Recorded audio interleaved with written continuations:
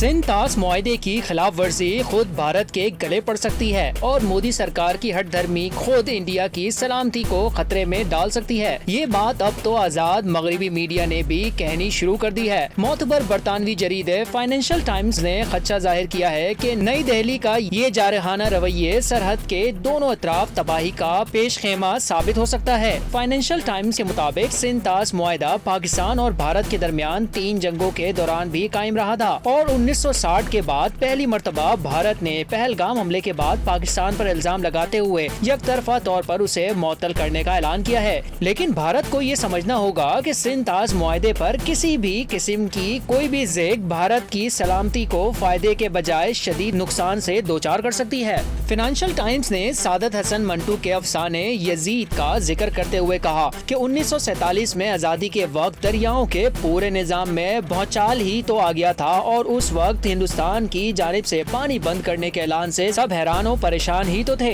मंटू के अफसाने में जब गांव की बख्तुदाई खबर सुनाती है कि हिंदुस्तान वाले दरिया बंद करने वाले हैं तो बख्तुदाई की सरजनिश की गई कि क्या पागलों वाली बात है ये और दरिया कौन बंद कर सकता है। लेकिन मंटू के अफसाने की बख्तुदाई की बात 1948 में सच साबित हुई। मकबूजा कश्मीर पर जंग छिड़ी और हिंदुस्तान ने दरिया बंद कर दिया। पाकिस्तान में पानी का बहरान पैदा हो गया और फिर 12 साल के बाद वर्ल्ड बैंक के तहत पाकिस्तान और हिंदुस्तान में सिंध तास मुआहदा तय पाया। ये मुआहदा दोनों मुल्कों के दरमियान एक मोतबर दस्तावेज साबित हुआ जिस पर जंगे भी आंच ना ला सकी। दोनों मुमालिक ने ये समझ लिया था कि पाकिस्तान पर दोनों के बासियों का हक है जिसे कोई नहीं छीन सकता।